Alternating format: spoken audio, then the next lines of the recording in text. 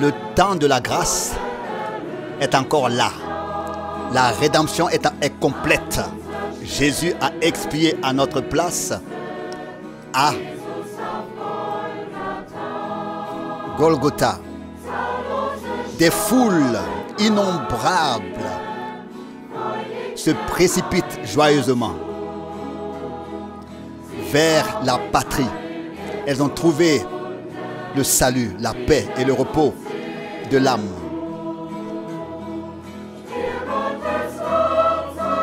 Gloire à toi, agneau de Dieu, ton sacrifice est accompli.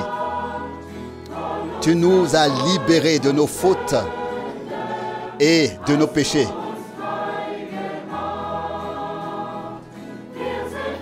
Nous sommes un peuple de sacrificateurs, rois dans ton royaume.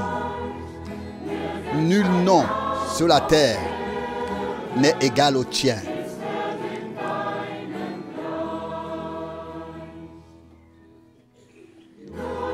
Maintenant, le trône de la grâce est aspergé du sang du sacrifice.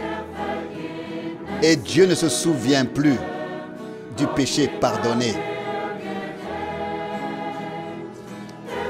Le soleil d'amour du Sauveur brille sur les bons et les mauvais.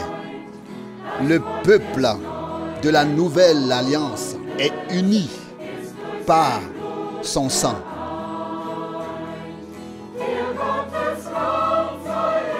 Gloire à toi, agneau de Dieu, ton sacrifice est accompli.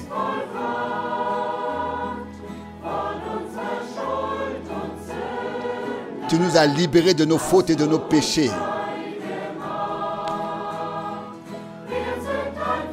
Nous sommes un peuple de sacrificateurs, rois dans ton royaume.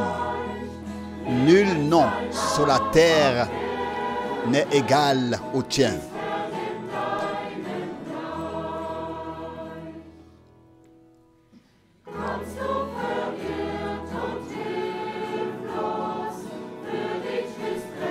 Si tu es perdu et désemparé, le salut est là pour toi.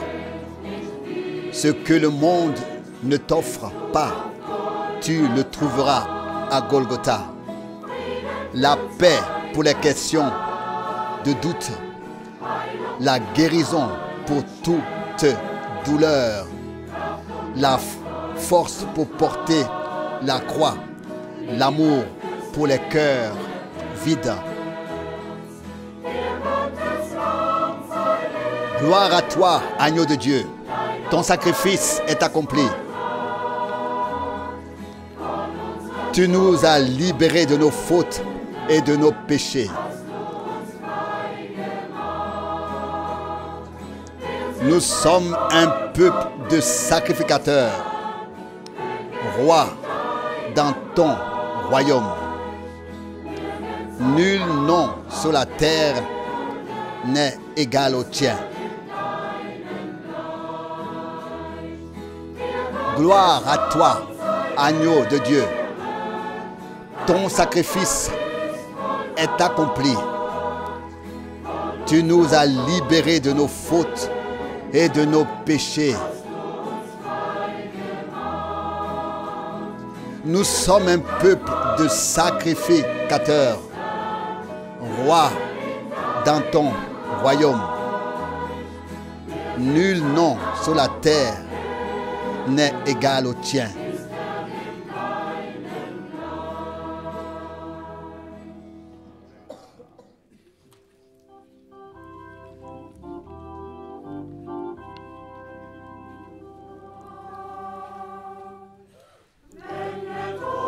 Lorsque le son de la trompette retentira, lorsque l'appel retentira à travers les vallées et les profondeurs des montagnes et dans les tombeaux, quand l'époux dans sa splendeur viendra chercher son épouse,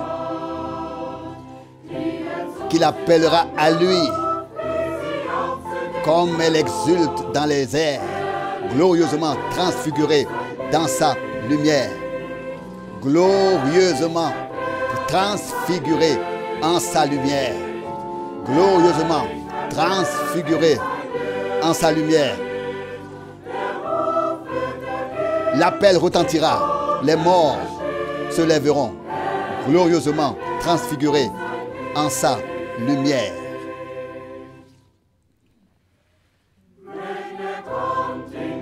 Quand il viendra sur les nuées du ciel et que ceux qui l'ont aimé ici-bas sortiront des tombeaux et brandiront l'étendard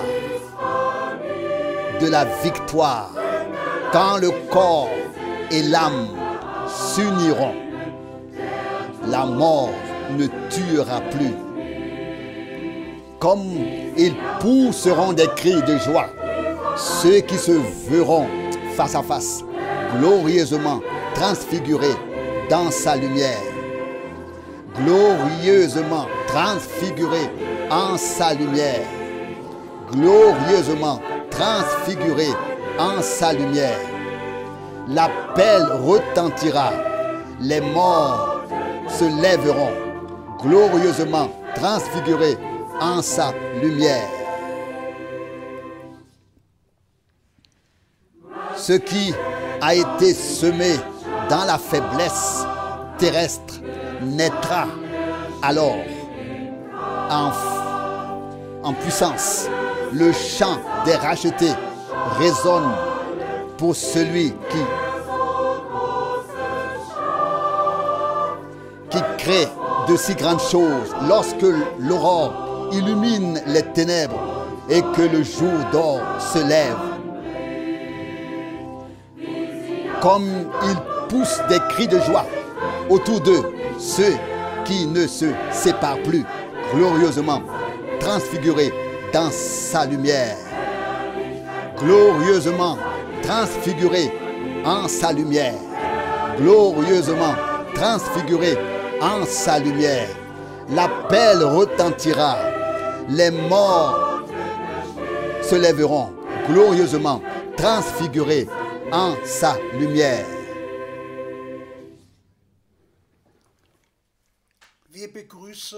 Nous vous saluons tous et souhaitons la bienvenue à cette émission de la méditation de la parole biblique avec Frère Franck. À tous les frères et sœurs du monde entier, dans le précieux nom de notre Seigneur Jésus-Christ. Nous sommes très reconnaissants pour le privilège de ce matin d'entendre la parole de Dieu. Puisse le Seigneur bénir tous les auditeurs, les fortifier dans la foi et les préparer à sa venue prochaine. Je lis une parole de l'Écriture en guise d'introduction tirée de 2 Timothée, chapitre 4, versets 1 et 2. 2 Timothée 4, versets 1 et 2.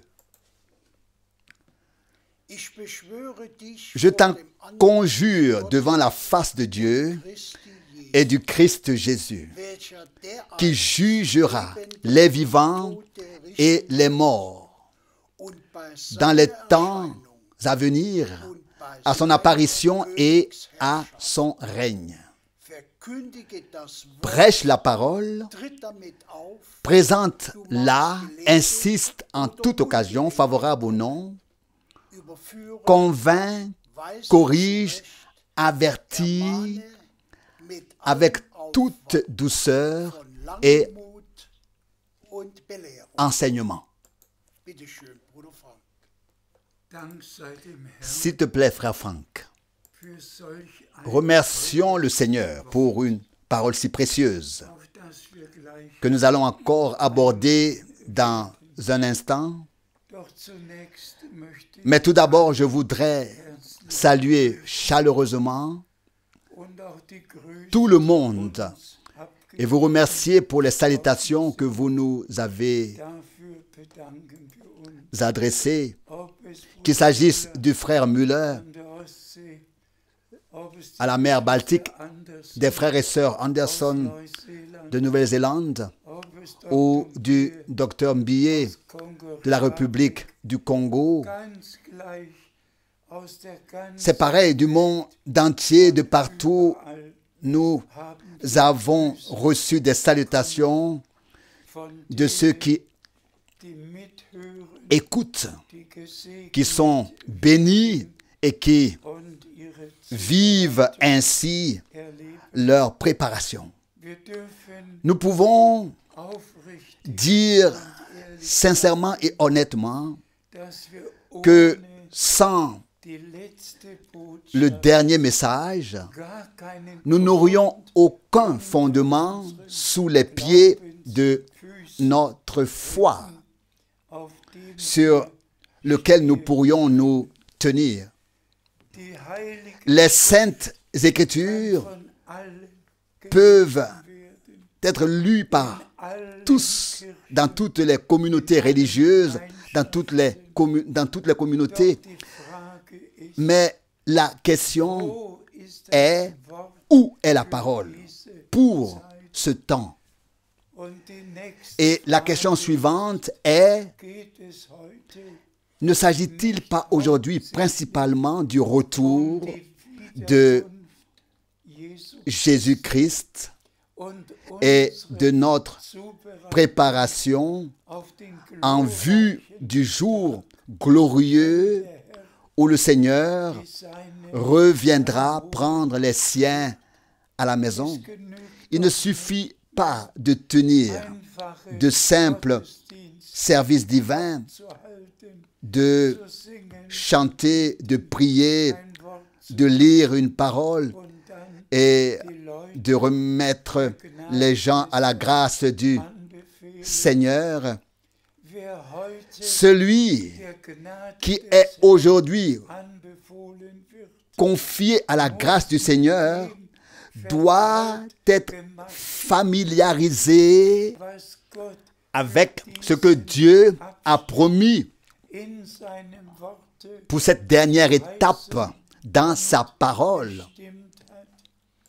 Promis et déterminé pour cette dernière étape dans sa parole. Et c'est pourquoi nous devons à chaque fois parler à nouveau du fait que tout comme Jean-Baptiste a apporté le message, a annoncé un baptême de repentance et a également annoncé le pardon des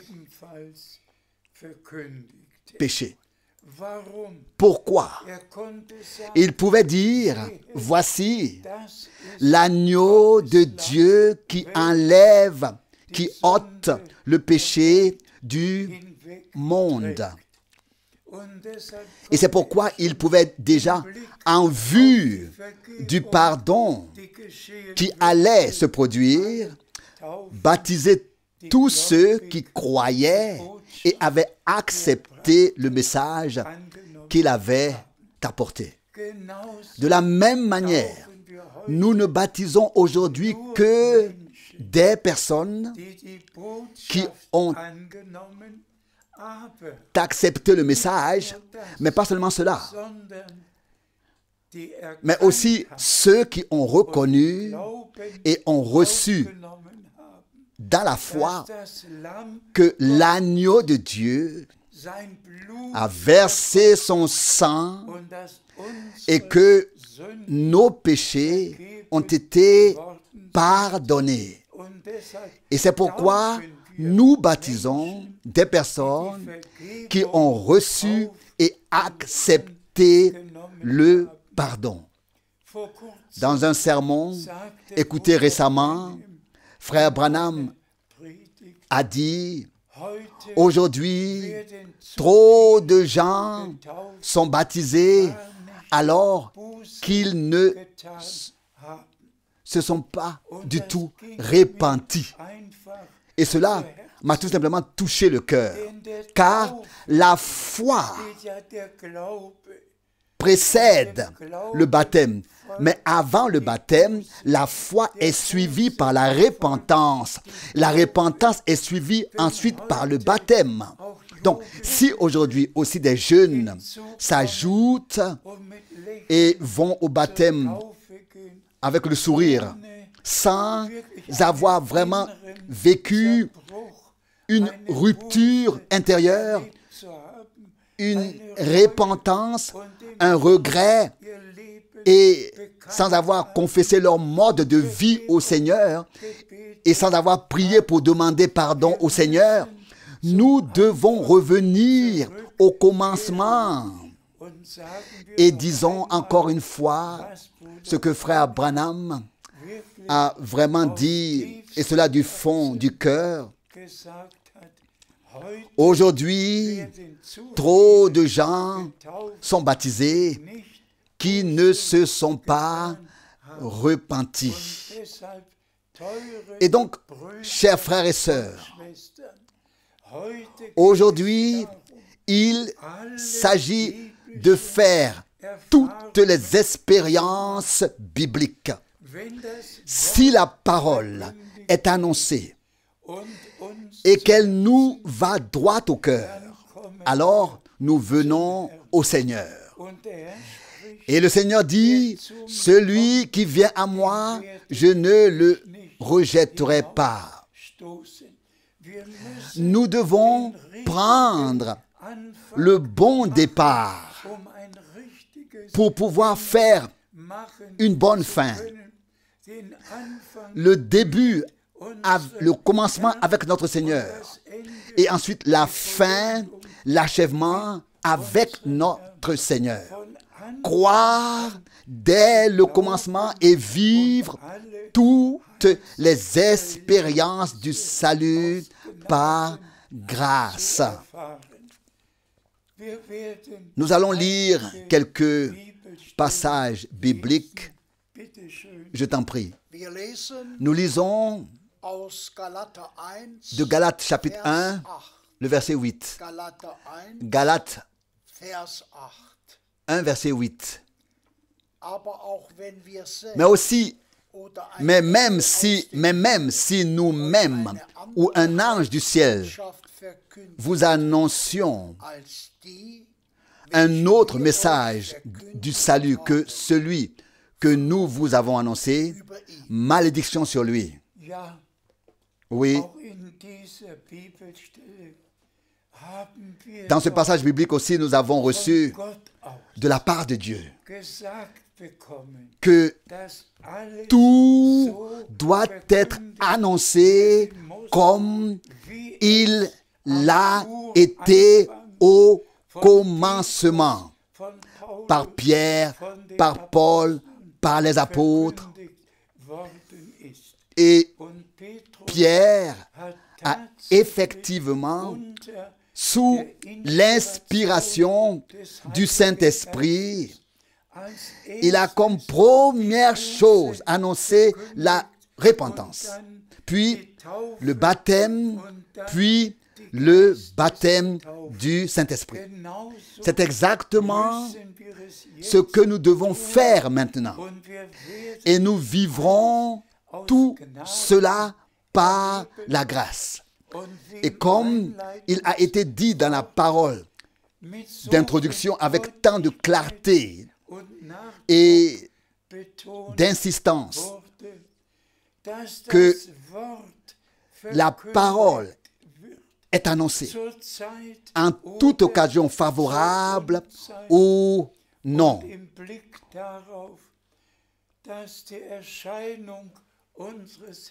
Et compte tenu du fait que l'apparition de notre Seigneur Jésus-Christ est proche, ainsi que le règne auquel nous aurons part après le festin de noces, Il s'agit tout simplement d'un sérieux saint dans lequel le message divin doit être annoncé afin que tous aient la possibilité de prendre leur décision et de ne pas la remettre à demain. Que Dieu le Seigneur nous accorde la grâce maintenant à la fin, afin que nous fassions avec lui les mêmes expériences du salut qui furent vécues au commencement. Je t'en prie, nous lisons Tite 2, versets 7b et 8. Tite 2, la deuxième partie du verset 7, donc le verset 7b et 8. Dans l'enseignement, fait preuve d'exempt de falsification, digne de sérieux, une parole saine et incontestable, afin que tout adversaire se sente confus de ne pas pouvoir dire du mal de nous. Pour cela, nous disons Amen. L'enseignement doit être sans falsification. Rien ne doit être ajouté, rien ne doit être modifié, tout doit rester dans l'original. Et c'est sur ce point que Paul, aussi que Pierre et Jacques, les apôtres, ont toujours insisté. Et c'est aussi ce que nous devons faire dans notre temps. Nous devons insister sur ce point. L'enseignement selon lequel il n'y a qu'un seul Dieu qui pour notre salut s'est manifesté comme Père dans les cieux, en son Fils seul engendré de lui sur terre, et par le Saint-Esprit dans l'Église rachetée. Que nous ne parlions pas d'une Trinité, parlions pas de trois personnes éternelles, mais que nous annonçons réellement et sans falsification cette sainte parole et reconnaissons simplement par grâce que l'objectif de Dieu était que nous lui appartenions comme des fils et des filles de Dieu. Et c'est ainsi que nous avons reçu la position de fils étant établis dans la filiation, et nous en sommes reconnaissants au Seigneur. Il en va de même pour le baptême. Il s'agit bien du nom dans lequel se trouve le salut de Dieu. Aucun autre nom n'a été donné aux hommes sous le ciel dans lequel tout doit être fait, aussi le baptême. Car Dieu s'est manifesté à nous comme Père dans le Fils, par le Saint-Esprit, et cela dans le nom précieux et saint de l'Alliance, Seigneur Jésus-Christ. Et c'est pourquoi, au temps biblique, dans les Actes des Apôtres, il est rapporté jusqu'aux Épîtres que tous ceux qui ont été baptisés bibliquement ont été réellement baptisés dans le nom du Seigneur Jésus-Christ. Ainsi, l'évangile, le message du salut doit être proclamé tel qu'il a été annoncé au commencement, sans être falsifié, sans être falsifié. Je t'en prie, nous lisons le verset 3 de 1 Timothée, chapitre 1. 1 Timothée, chapitre 1, verset 3. Lors de mon départ pour la Macédoine, je t'ai demandé de rester plus longtemps à Éphèse afin que tu ordonnes à certaines personnes de ne pas exposer des enseignements étrangers. Oui, nous voyons ici quelle responsabilité Paul avait devant Dieu. Il a laissé Timothée à Éphèse pour qu'il veille à ce qu'aucun enseignement étranger ne soit exposé. L'Église du Dieu vivant est l'appui de la vérité. 1 Timothée 3,15. Et j'ose affirmer que dans l'Église de Jésus-Christ, on ne trouve aucun enseignement non biblique. Tout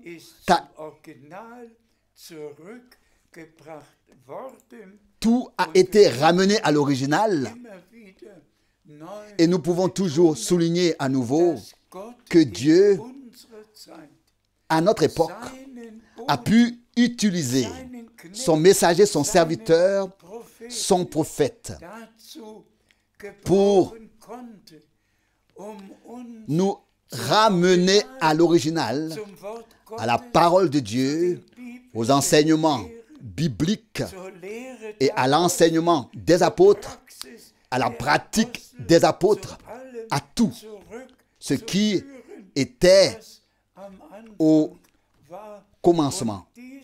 Et ce message pur, ce message divin du salut précède la seconde venue du Christ, et tous ceux qui le croient vivront leur préparation. Et tous ceux qui passeront à côté de cela, le Seigneur passera à côté d'eux. Poursuivons notre lecture. Nous lisons le verset 42 d'Actes 2. Actes des Apôtres, chapitre 2, verset 42. Actes des Apôtres, chapitre 2, verset 42. Mais avec persévérance, ils restaient attachés à l'enseignement des apôtres et à la communion, à la fraction du pain et aux prières. Ça, c'est le témoignage de l'Église primitive. Les croyants au commencement s'accrochaient constamment, sans interruption, à l'enseignement des apôtres, à la fraction du pain, au souper, à la communion, aux prières, à la communion intime avec Dieu et les uns avec les autres. De même, il faut maintenant que cela devienne ainsi, que l'Église appelée à sortir n'est pas seulement une assemblée, mais elle doit être l'Église de Jésus-Christ. L'Église élue, l'Église épouse de l'agneau de Dieu. Que nous soyons apportés dans cet état, que tous maintenant s'attachent à l'enseignement, aux prières, à la fraction du pain, et que tout ce que Dieu a rétabli soit mis en pratique chez nous et au milieu de nous, soit pratiqué chez nous et au milieu de nous, soit révélé parmi nous, que ce n'est pas seulement un message que nous avons entendu, mais que c'est une réalité divine au milieu de nous, dans tous les peuples, dans toutes les langues, parmi tous les vrais croyants, et que ce verset devienne une réalité divine. De Actes des Apôtres 2, verset 42. Poursuivons notre lecture. Nous lisons Jean 7, verset 16. Jean 7, chapitre 7, verset 16. Alors Jésus leur répondit, mon enseignement ne vient pas de moi, mais de celui qui m'a envoyé. Amen. Tout homme de Dieu doit pouvoir le dire. Car le Seigneur dit que celui qui l'envoie proclame sa parole. Et c'est pourquoi aujourd'hui, la question doit être posée à tous les prédicateurs, à tous les évangélistes, à tous ceux qui pensent servir Dieu et qui pensent prêcher sa parole. La question doit être posée. De qui vient l'enseignement que tu défends? De qui venait l'enseignement dans la communauté religieuse luthérienne, dans celle de Zwingli, dans celle des baptistes, dans celle des méthodistes, dans toutes les communautés religieuses? De qui proviennent tous ces enseignements? Qui peut dire aujourd'hui l'enseignement que je proclame est venu de Dieu, vient du Seigneur, vient du christianisme primitif? Et c'est pourquoi, frères et sœurs, il faut que cela soit souligné avec une telle sainteté qu'il s'agit maintenant de la partie de ce temps dans lequel il s'agit de la dernière étape dans laquelle Dieu lui-même doit prendre la parole. Tous les hommes ont déjà longtemps assez parlé, assez longtemps présenté leurs enseignements et leurs interprétations. C'est l'heure, c'est le jour, c'est le moment maintenant où la parole de Dieu seule a le dernier mot. C'est elle et elle seule que nous avons à annoncer, à proclamer. Vous savez tous ce qui a été lu dans la parole d'introduction, tiré de 2 Timothée, chapitre 4. Ô frères et sœurs, pouvez-vous vous imaginer ce que j'ai vécu le 2 avril 1962 à l'aube? Pouvez-vous imaginer ce que cela signifie d'avoir entendu la voix puissante, audible du Seigneur avec cette oreille dans un ton de commandement? Dans un ton de commandement. Frères et sœurs, Dieu le Seigneur lui-même m'a appelé à voix audible, à proclamer sa parole, à aller de ville en ville et de pays en pays. Et c'est pourquoi Paul a dû clairement écrire à Timothée autrefois, je t'adjure devant la face de Dieu qui jugera un jour les vivants et les morts. Prêche la parole, que cela aille droit au cœur de tous et que tous les frères qui servent de toutes les langues et ceux qui traduisent, que cela vous tienne à cœur à tous, à ne rien ajouter de plus, mais à servir au peuple de Dieu le pur enseignement biblique comme pure nourriture biblique. Car c'est à cela que Dieu nous a destinée. Je t'en prie. Nous lisons les versets 11 et 12 de Galates 1. Galates 1, versets 11 et 12. Je vous fais remarquer, en effet, frères, que le message du salut digne de confiance que j'ai annoncé avec assurance n'est pas à la manière des hommes. En effet, je ne l'ai pas reçu d'un homme, ni en prenant des cours, mais par une révélation de Jésus-Christ. Puisse Dieu le Seigneur faire en sorte que cette parole devienne une réalité divine pour tous les frères qui servent sur toute la terre. Que chacun de nous puisse dire que nous ne proclamons rien de personnel, mais que nous transmettons la parole que Dieu a révélée. Nous ne l'avons pas reçue d'un homme, mais nous l'avons reçue de Dieu pour la transmettre. Et c'est pourquoi nous voulons souligner et mettre en valeur les passages bibliques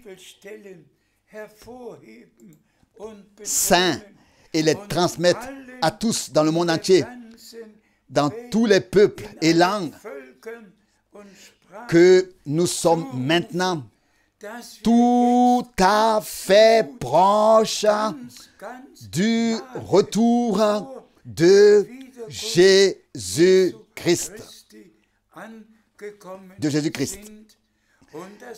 Et que personne ne doit plus apporter ses propres enseignements, mais tous doivent, sous la conduite du Saint-Esprit, proclamer la même parole afin que l'Église épouse de toute la terre soit apportée dans l'unité de la foi et de l'enseignement, comme frère Branham l'a exprimé, soit ramenée au même pas, en accord avec la parole de Dieu.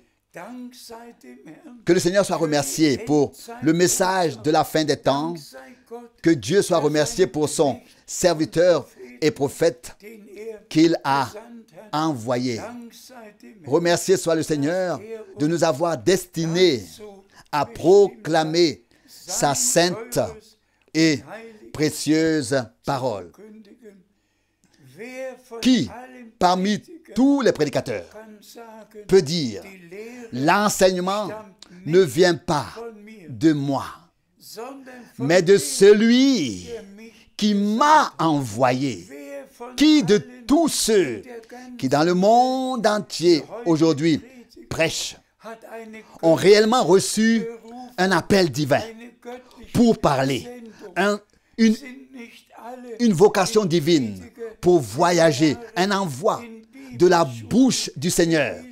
N'ont-ils pas tous fréquenté des séminaires de prédicateurs, des écoles dites bibliques? N'ont-ils pas tous été enseignés par des hommes et enseignent ensuite les hommes?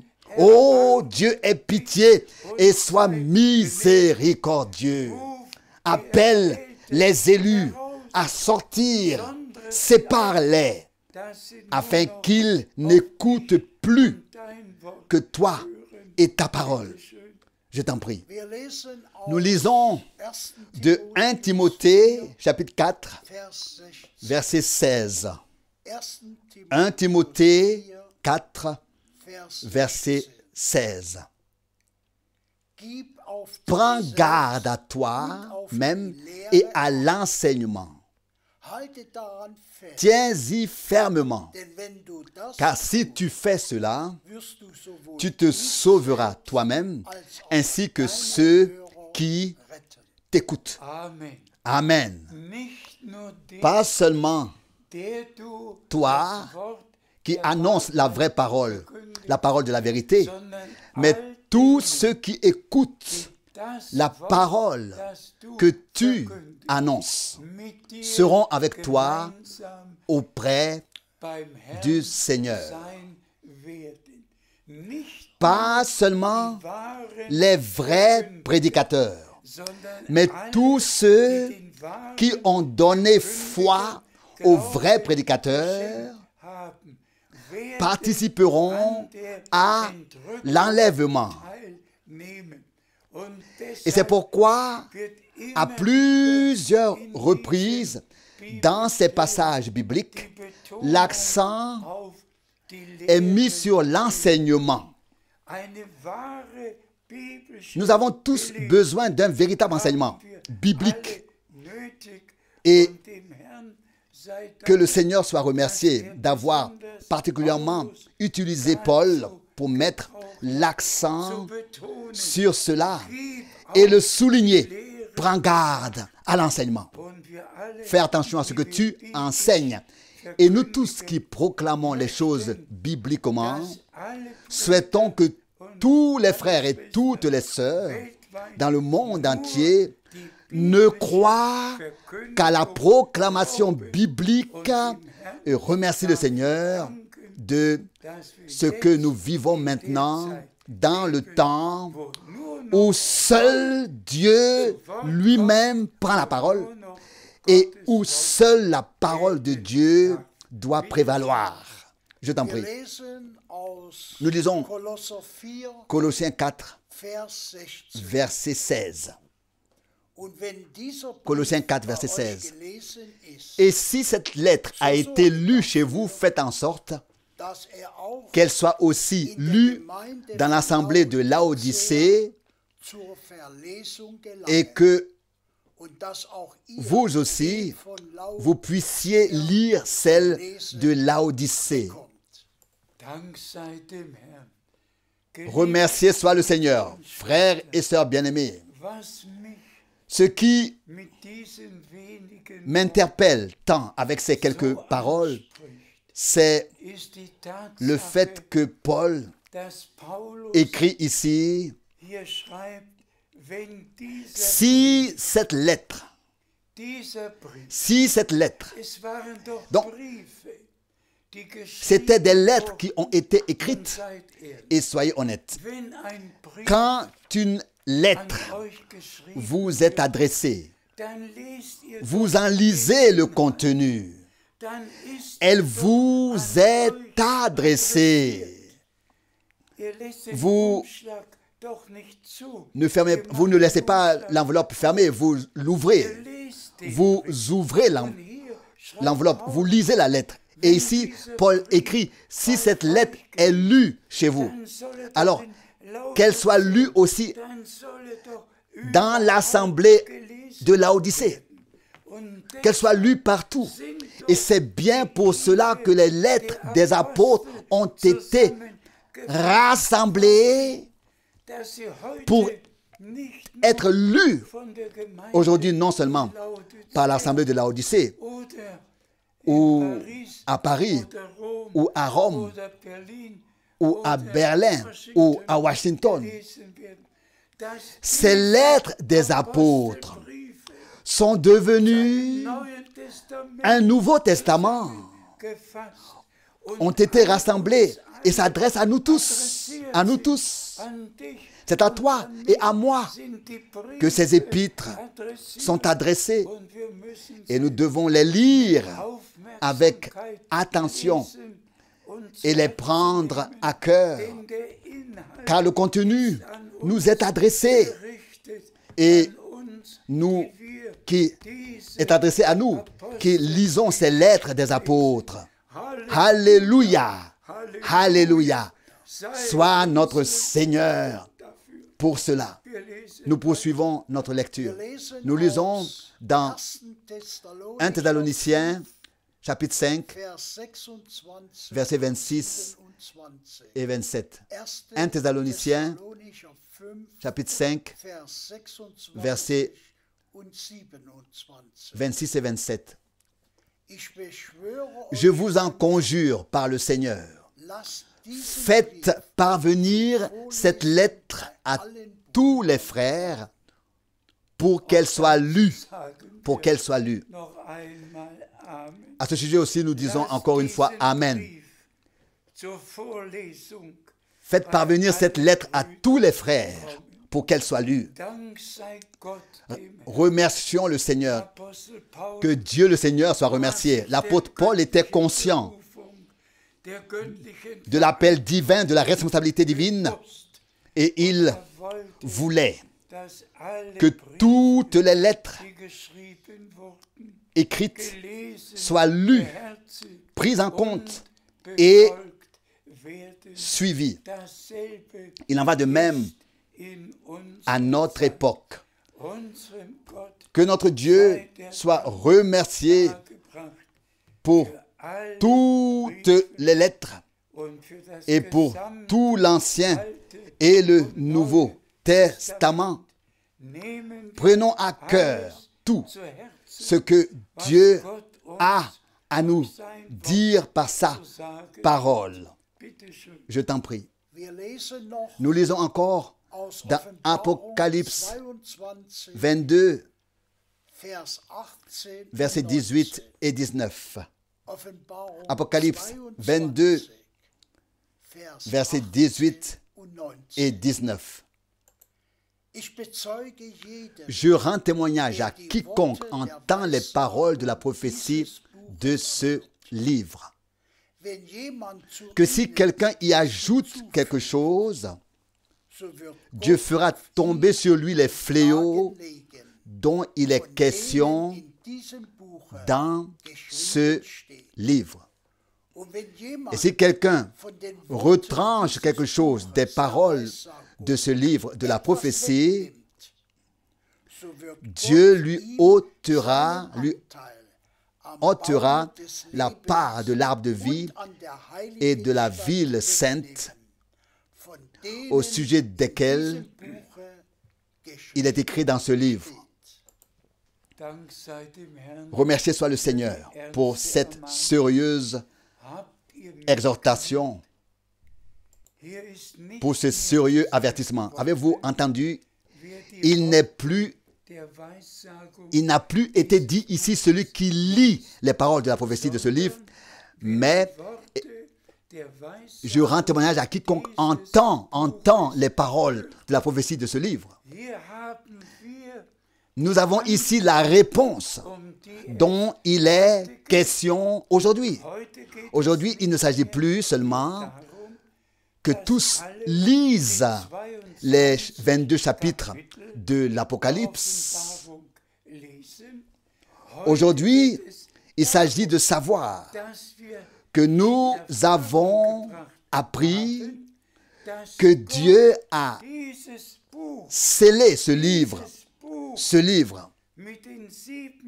avec les 7 sceaux, et que ce livre a été révélé dans notre temps. L'ensemble de l'Ancien et du Nouveau Testament a été lu pendant toutes ces années, même pendant les 2000 ans. Même pendant les 2000 ans. Mais maintenant, il s'agit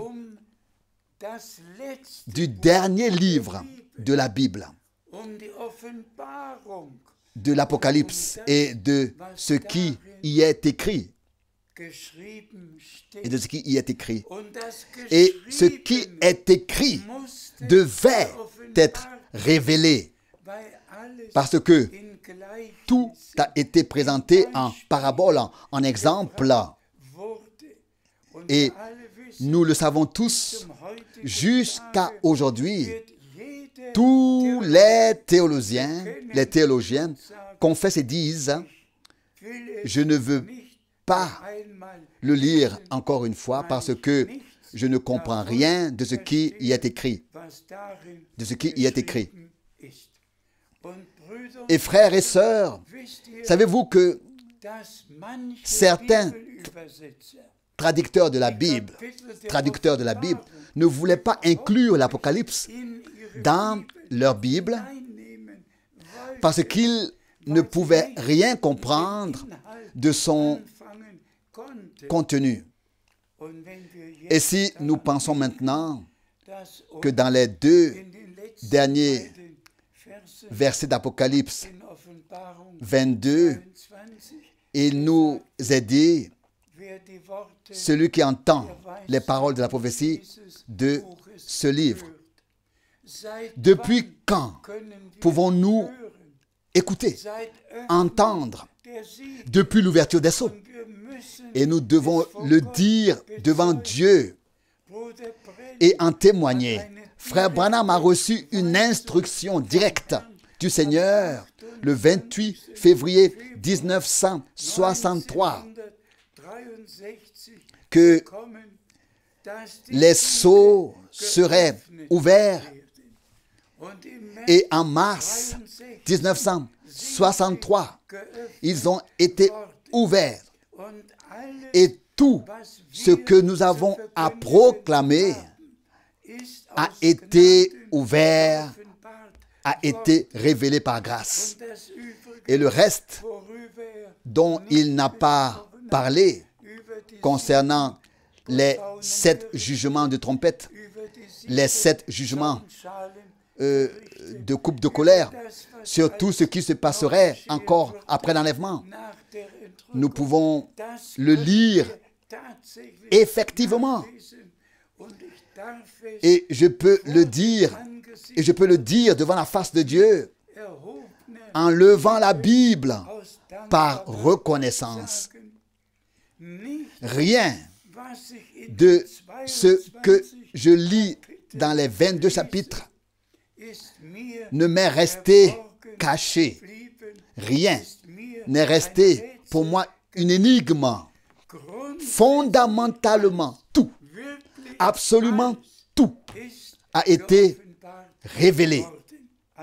Donc, aujourd'hui, nous ne faisons pas que lire. Aujourd'hui, nous écoutons ce que l'Esprit a à dire aux églises. Et aussi certainement que Dieu a utilisé Jean, son disciple préféré, et l'a envoyé sur l'île de Patmos pour recevoir la révélation. Aussi certainement, il a donné la révélation à Frère Branham dans notre temps. Et maintenant, nous pouvons faire les deux. Nous pouvons y lire, et toujours plus, particulièrement les 7 lettres d'envoi. Celui qui a une oreille, qu'il entende ce que l'Esprit a à dire aux églises et ce que Dieu a encore à dire. Aujourd'hui, grâce à Dieu, nous pouvons faire les deux. Lire et nous pouvons écouter. Et nous en sommes reconnaissants de tout cœur au Seigneur, qu'il a envoyé son serviteur et prophète. Nous avons aussi écrit sur ce sujet. Moi aussi, j'ai écrit un livre sur l'Apocalypse, résumant ce que le Seigneur a révélé. Frères et sœurs, aujourd'hui, et je le dis encore une fois du fond de mon cœur, aujourd'hui, nous pouvons lire. Aujourd'hui, nous pouvons écouter ce que l'Esprit a à dire aux églises. Aujourd'hui, c'est le moment où l'Esprit et l'épouse disent « Viens ». Aujourd'hui, c'est le temps où l'épouse ne dit que ce que l'Esprit a révélé de la parole. Aujourd'hui, c'est la dernière étape avant le retour de Jésus-Christ. Et nous remercions le Seigneur, nous remercions Dieu le Seigneur de nous avoir donné le dernier message et que nous puissions nous repentir, nous convertir, pouvons être baptisés, vivre le renouveau, la nouvelle naissance, le pardon de nos péchés, jusqu'à être remplis du Saint-Esprit. Mais disons-le encore une fois clairement. Combien nombreux sont ceux qui ont vécu des expériences bibliques lors du réveil passé et pourtant ils ne croient pas le message.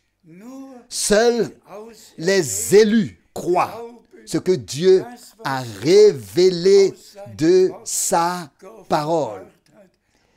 Et c'est pourquoi, à la fin, la chose merveilleuse est encore une fois soulignée. Et l'esprit et l'épouse disent « Viens ». Et que celui qui l'entend dise « Viens ». Remercié soit le Seigneur. L'époux reviendra pour prendre à la maison une épouse préparée et sanctifiée dans la parole de la vérité. De la vérité. Que l'honneur et la louange soient rendus à notre Seigneur dans toute l'éternité. Je vous prie de m'excuser si dans ma 90e année, 90e année, je ne suis plus en mesure de prêcher avec autant de fraîcheur et d'entrain que les années précédentes. Mais tous ceux qui sont de Dieu seront reconnaissants d'entendre le dernier message, d'y croire et de se préparer en conséquence pour le jour glorieux. Que Dieu vous bénisse et soit avec vous tous dans tous les peuples, langues et nations. Loué et exalté soit le nom du Seigneur, le nom de Jésus-Christ. Amen.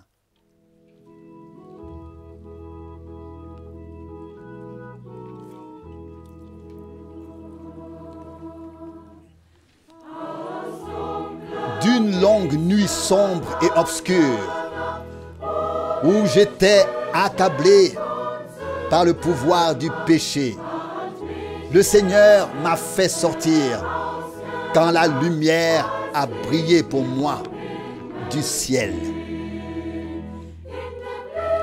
Dans la lumière du Seigneur, je peux chanter avec joie.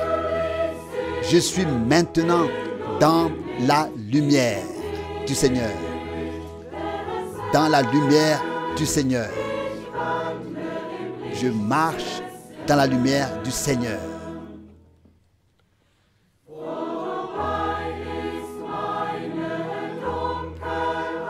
Mes ténèbres sont terminées. J'ai atteint la béatitude, la joie et la satisfaction depuis que Jésus est devenu ma lumière. Ô Jésus, comme tu es précieux, mon cœur ne désire rien d'autre que toi et ta parole qui m'apprend à marcher dans ta lumière.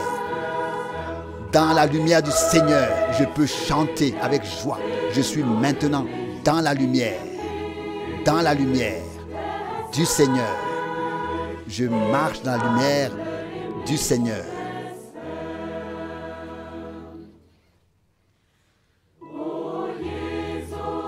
À toi seul, Seigneur, gloire et honneur. Je ne veux faire que ta volonté. Par ta grâce, en toi, repose mon salut et ma lumière éternelle.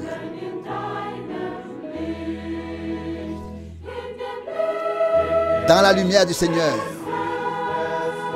je peux chanter avec joie. Je suis maintenant dans la lumière du Seigneur. Je marche dans la lumière du Seigneur.